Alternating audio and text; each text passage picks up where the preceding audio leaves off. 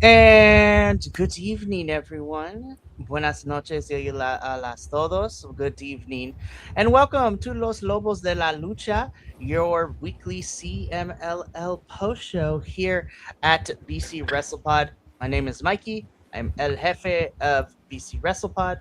And of course, joining me as always is Papa Oso, who and we're both here to talk about some lucha libre. So tonight's going we're back to only reviewing one episode a week now, so we're back to our regular scheduled programming because Woo-hoo! I love CMLL, but Yeah, two it was episodes it to was a review lot. it's a lot. And I mean, this was also this show felt well in hindsight. This was a bit of a shorter card, but the main event took like an hour. Yeah, So, which we kind of figured we were going to have a yeah, lot. That match was going to be forever because these cybernetico matches that they have for the elimination style always just take forever. And we'll get into that in a little bit. But the main event does help us set up what is happening this Friday. We have a pretty stacked card, which we're going to talk about. But we're going to get into this episode. We are talking about the Friday, July 24th edition. Yes, the July 24th edition of Viernes Espectacular for CMLL. Y'all already know the drill in terms of this intro. We go live. You can find us wherever your streaming platforms are. YouTube for the edited videos. BC Wrestle Pod on all social medias for extra goodies. We have merch at our store, bcwrestlepodshop.fourthwall.com. And we have a coffee bot that helps us pay for pay-per-views and other things as we are slowly coming to the end of summer. Things are about to get crazy, and I'm excited. It's going to be a good time for sure. Alrighty, let's just get into this because we got an episode of CMLL to talk about. So once again, we are covering the Friday, July 24th edition of Viernes Espectacular, and we kick things off this episode with a relevo australiano a uno caída. So this is a 3-on-3, which sees the team of Stigma, Arcadis, and Raya Metalico taking on the team of Vegas Depredador, Kimba, and Tenochca. So Tenochca and Kimba are two more Escuela boys from the Escuela tournament earlier this year. So they've been popping in and out throughout CMLL, and so I was really happy to see both of them in here. Uh, this was fun. I also love it when trios match their ring gear. So Stigma, Arcalisa, and Rayo Metalico. I saw you all unified in the same color, so it helps out. It really, really does. God, But yeah, yeah, it does. it's like you guys are a unit. I need you to see it. I need to see that you're a unit. Yes, and just because I get confused sometimes. I'm not gonna lie. I'm like, wait, who is that? Wait, who is that? Wait, who is that? Dang it! Are they friends? Are they enemies? I need to know. Exactly. But What yeah, like I helps? said, it does help. Like I said, this was a fun opener. I had a good time with this one. Again, opening matches help us out when it comes to setting the mood, and I had a fun time with this one. I really, really did. I did too. This one was good. I get, and as usual. It was a great opener. I thought it set the tone for the evening, and so yeah, I thought it was pretty good. As always, it's. I don't think I have once that I can remember. I do not think there's been a single time,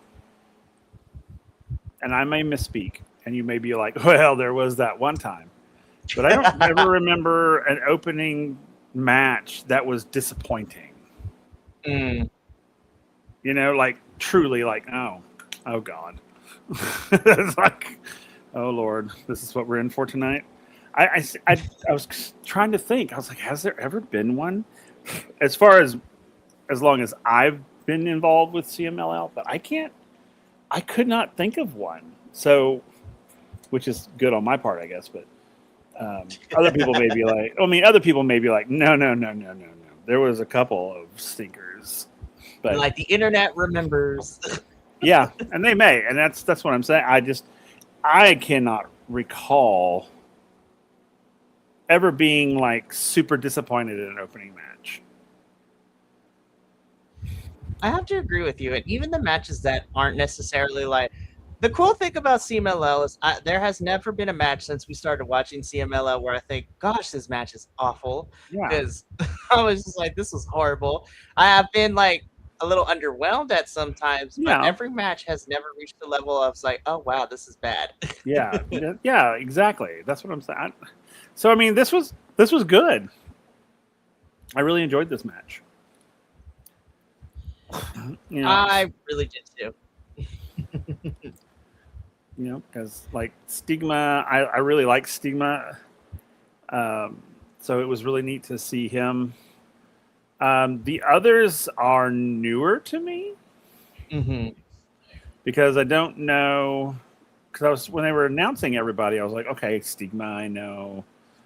I don't know Arcalis, or at least I'm not recalling that I'm familiar with Arcalis or Rayo Metallico. I'm not familiar with either of them. Even though in this picture that you have here, Rayo Metallico looks so familiar. He's popped up a couple of times on the Viernes Espectacular. Okay. So maybe I'm a little more familiar with him because when they announced, but even when he came out, I was kind of like, I don't recognize the name, but he looked very familiar to me. Right. So, but on the other side, I don't know any of these guys. Yeah.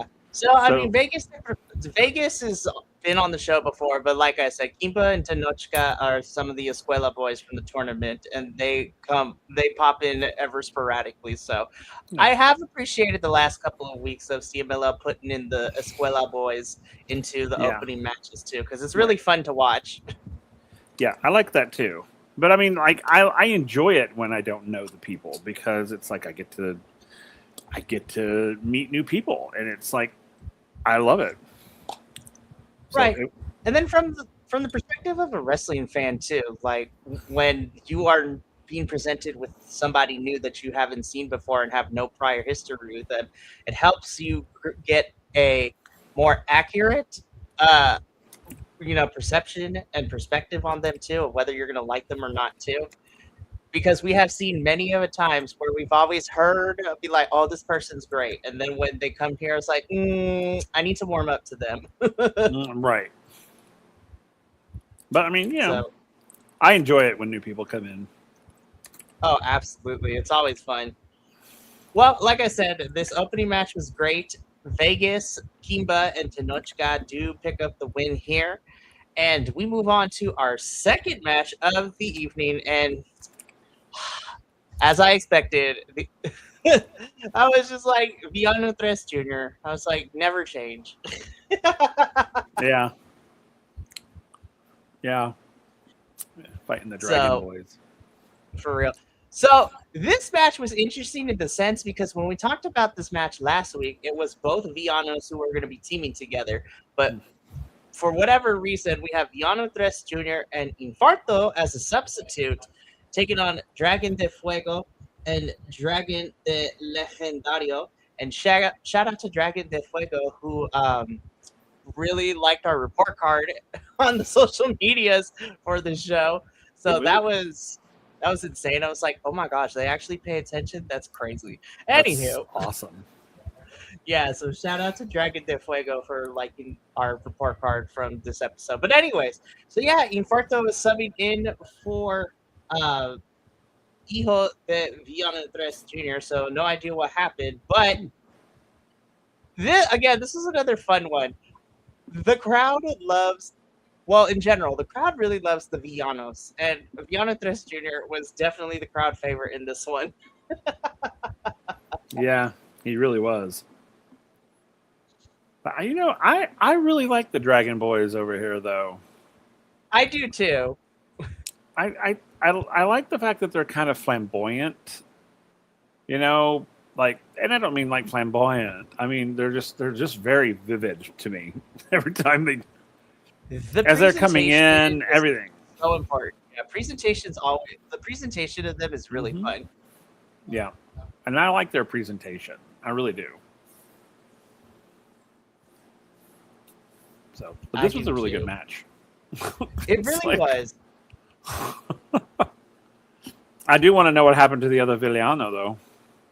That's what I want to know too, and I couldn't really find anything. I So couldn't either. I hopefully we'll get looked. some updates. I was like, darn. I was like, this was not the original match. I was like, don't make me a liar, CMLL. And also, could I just say in this picture, Villano Junior's the juniors, his mask, the X in the middle, it makes his eyes look like they're really close together. They really are, and But not. And we can take it there because it's me and you. But like the way that his mask is made, so it's like this is so close to like a Gimp mask. I was like, Yeah. this is insane.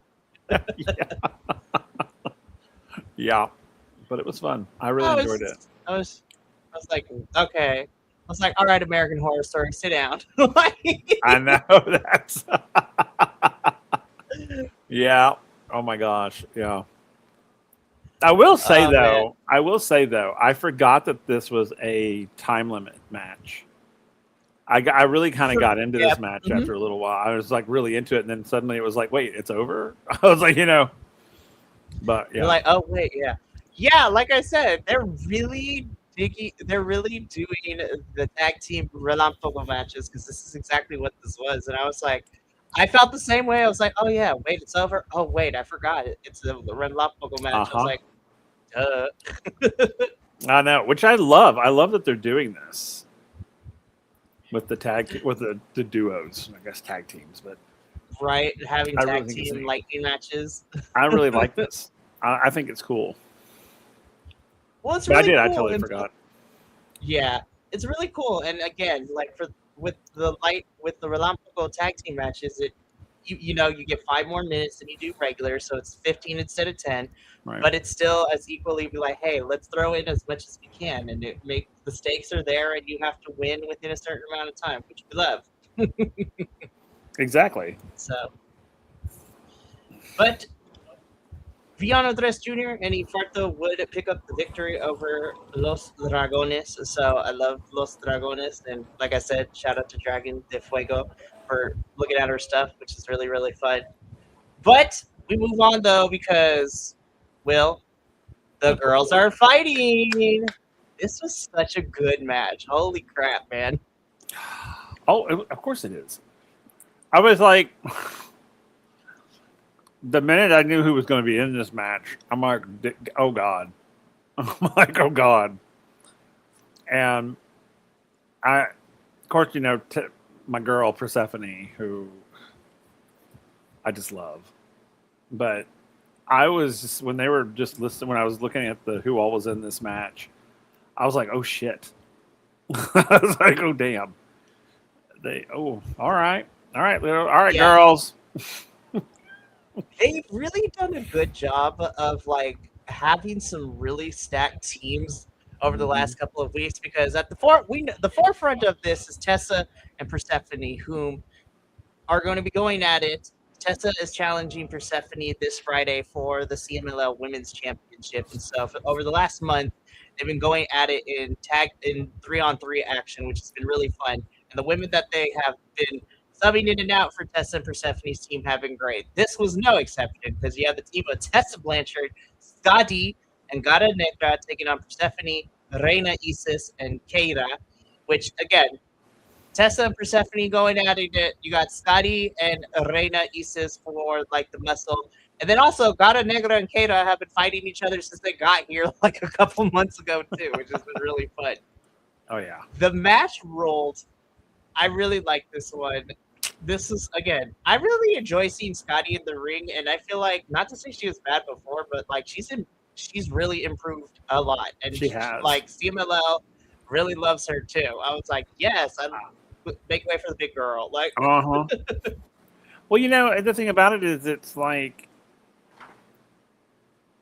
I mean, she grew. I mean, that's as a performer, quote unquote, that's your goal, is to grow. And I think, and it wasn't that she was bad at the beginning. She gained all that experience, working with all these amazing women to where she got to where she's at. So, yeah, having seen her when I started to now, it's like night and day. So, yeah, so go Scotty for sure. I mean, she's grown a lot, and I love it. I love seeing it. Yeah, and it's again also too like Gata Negra and Keita are still fairly new to the roster, but they fit in really well. Reina is They also did. really good. But like I said, the Amazonas never disappoint. This match was really fun. Tessa, Scotty, and Gata Negra win here.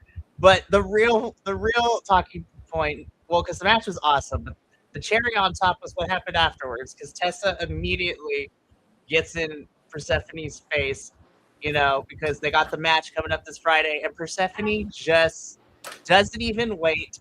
She just pounces and they begin to just brawl. I was just like, the girls are literally Love fighting. it. I'm so ready for this intensity to be in their match this Friday. I'm Me so too. ready for it.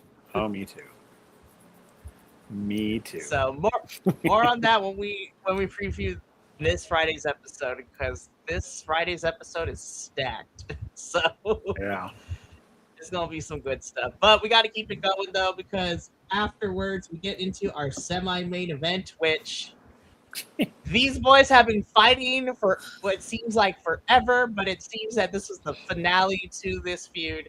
But Dragon Rojo Jr. versus Barbaro Cavernario.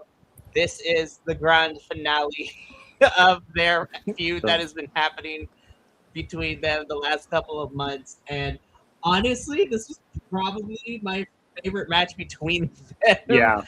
since they started feuding that back at the beginning of June. Yeah. I agree. Well, I mean, I would hope it would be. It's like, yeah, you want the last match to be your ultimate match. So, I mean, it would have sucked if like the match prior to this was better than this one. It's like, but no, this one was great. And of course, Barbaro Cavernario out here looking scrumptious. I don't know what the hell's going on with that, but he's got that spice and everything's nice. It's like, oh, well, hello there. I didn't see you before. I know, exactly. It's like, oh, hello. Have we met before? No. Oh. Oh, man. But like I said before, they've been feuding since June, but this definitely was the culmination of everything. And this was really great stuff.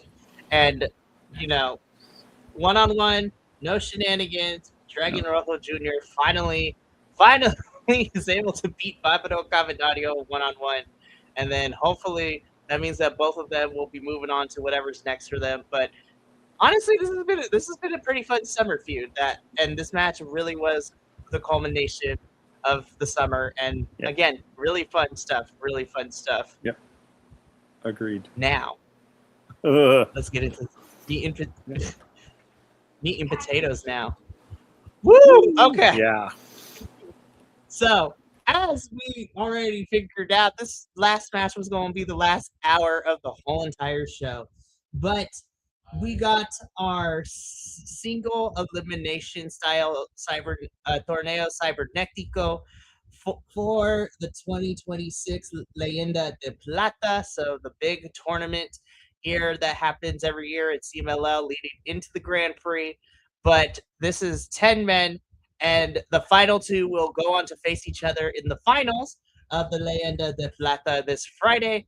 But in our torneo cibernetico, we had the following 10 men. We had Titan, Templario, Máscara Dorada, Ángel de Oro, Neon, Volador Jr., Guerrero Maya Jr., AEW's Commander, Capitan Suicida, and Calavera Jr. And I'm just like, when we talked about this last week, I was like, oh, this is like no gravity exists. And no gravity existed this whole entire match. Good Lord.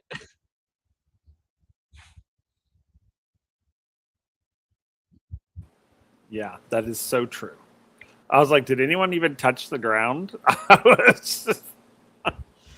Just the whole hour. Because usually, like, they start out slow and then they step on the gas. This felt like they stepped on the gas and didn't let up. And even after the match, we're going to talk about, like, Máscara and Commander were ready to still fight. Like, yeah, they were. Commander got excited. He got too excited. Oh, God. This was like one of those, and I love this. event that they do, this sort of tornado thing, because it's so neat to watch each of them use their styles to, to achieve their goal, to get to the end. So we get to see individual styles against other individual styles, and I just really love this type of match. It's super fun, but it gets crazy. It can get crazy. We all know that. But I really, really, really, really enjoyed this style of elimination type match. I think it's so neat. I kind of wish they would do this sort of thing more here, in America, Western style, like this, the way they do it. I just love. Right, you just have this. Yeah, I think it works here in CMLL too because all of them are luchadores, so they can easily do crazy stuff. I would love to see this in the States. The only problem I would foresee is because so many different wrestlers have so many different wrestling styles. But honestly, you can tweak it to where you can still make it work. Like, It would be great. But again, this was an hour's worth of all gas, no breaks. Yeah. Bodies flying, eliminations happening. And when the dust settled, Máscara Dorada and Commander are the final two. So they are moving on to this Friday to compete for the Leyenda de Plata in the finals in a one-on-one match. So I already know it's just like, these 20-something-year-olds are going to give it everything. And I'm so excited to watch. Me too. And I was excited for Máscara Dorada. I mean, Commander too. But I was a little surprised that Commander was the other one. I won't lie. I was a little surprised. I'm excited for it, but I was surprised. I was too, and then I thought about it. I was like, it does make sense. I know Commander is representing AEW, but it makes a lot of sense too because next Wednesday, AEW is going to be in CMLL's house for Grand Slam Mexico. And then a lot of their folks are participating in the Grand Prix next week, which is insane that the Grand Prix is next Friday. Like, right. It's crazy that we're here. So it makes a little sense. And that kind of is the trend, too, when we preview this Friday's episode, because there's a lot of crossover. We got a lot of Grand Prix participants participating in matches this Friday. So let's get into that, shall we? Because this is a stacked card for this Friday because we have 7 matches for this Friday. And I'm just sitting here and I'm just like, oh, we are about to get into some craziness. And they really did decide to be like, hey, we're going to load up the card. We're going to have, previews of some of our participants, the Grand Prix coming up. So why not? But there's a lot to discuss. So here is what is happening this Friday, July 31st, for, CMLL Viernes Espectacular. So, in what is opening up the show, we have another Torneo Cibernetico, and this is going to be a 4-on-4 elimination style match. Mexico versus Japón, so Mexico versus Japan. So representing Mexico, we have Shelhua Valiente Jr., Capitan Suicida, Fugaz, and Pantera Jr. Sorry, this is a 5-on-5, not a 4-on-4. And then representing Japan, you have New Japan's Yujiro Takahashi, Utani, New Japan's Doki, Okamura, and Shuma Kato. So I was just like, well, damn, already out the gate, man. Mm-hmm. So a 5-on-5, so that's crazy. Then, in the second match, it is touted as Mexico versus Estados Unidos and Reino Unido. So Mexico versus United States and the UK. As we have CMLL's Titan and Neon taking on MLW's Austin Aries and Rev Pro UK's Leon Cage. So again, Austin Aries, lots of people participating in the Grand Prix next week. Then, as a surprise, which I'm super excited about, for El Campeonato Nacional Femenil, so the women's national title is on the line. as India Sui will be defending the title against AEW's Thunder Rosa. So I'm just like, oh my gosh, they're going to hit hard and it's going to be great. So I'm excited to see India and Thunder throw down. Then, in our fourth match of Relevo Australiano, we have Templario, Dragon Rojo Jr., and Star Jr. taking on Ultimo Guerrero, Barbaro Cavernario, and Sandokan Jr. And I was like, and we're back. So, still, I think this match is going to be great. In the fifth match of the evening, which is towards the top of the card, which I'm glad to see, por el Campeonato Mundial Femenil de CMLL. So for the CMLL Women's Championship, Persephone versus Tessa Blanchard. So I'm really happy that they put it towards the later half of the show. So that match is going to be good. In the semi-main event, por el Campeonato Mundial de Peso Completo de CMLL. So for the CMLL World Heavyweight Championship, Hechicero is defending the title against AEW star Roderick Strong. And then in the main event, in the Gran Final de Leyenda de Plata, in the finals, Máscara Dorada versus Commander, and gravity doesn't exist between these two. I'm expecting them to go ham, and it's going to be amazing. So again, lots of championship matches this Friday. We got the finale. We got the finals of the Leyenda de Plata. Some very special matches made. And again, this is a fun lead into the Grand Prix next Friday, which I'm excited about. But yeah, that's our show for the evening. Again, a bit on the shorter side, but the main event made up for it as that took up a whole hour of the watch time. And I'm excited for this Friday to see how everything, turns out. Will we see championships change hands? Who's going to become the 2026 Leyenda de Plata winner? And I don't know, but we're going to watch it on Friday. And then next Wednesday, we will be here to talk about it and also to preview the Grand Prix as well. So I'm super excited. But that's going to be it from us here tonight. We still got a lot of stuff coming up this week. Tomorrow evening is another doubleheader. First at 6 p.m. Pacific, I will be here with my Mystery Wrestling co-host, Benny, as we talk about Mystery Wrestling 27 that came to us all the way live from Montreal, Quebec, Canada. So we're going to talk about all the fun stuff. We had a Frankenstein. We had an Invisible Man. We had people taking their pants off. It is insane. And we're going to talk about it. We had girls fighting boys in a street fight, which was epic as F. And yeah, we're going to talk about all the shenanigans that went down. And then at 7:30 p.m., I will, Pacific, I will be here to talk about Progress Wrestling over in the UK for Progress Chapter 196, titled Scorchio. So I'm excited to talk about that. Friday is our TNA post show, and we have some pretty solid matches lined up for this week. We're going to see Mustafa Ali defend his title against Order 4 member Jason Hodge. Will Jason finally pull it out? Casey Navarro is up in action. Leon Slater and Ricky Sosa are fighting the system. It is insane, and we got things coming up for that as well as we prepare for TNA's next pay-per-view, Lockdown. Then on Saturday and Sunday at 3 p.m. Pacific on both days, we will be doing a live watch along for WWE's SummerSlam, or Hot WrestleMania as we call it. So it's going to be fun. Shenanigans are going to happen, and somebody may or may not be plastered. It won't be me, but the internet will be forever. It's going to be a good time. But Will and I got to get up on out of here. So from all of us here at BC Wrestle Pod, to you at home, remember, take care of yourself, love one another, stay iconic, and more importantly than anything, you always deserve to finish your story.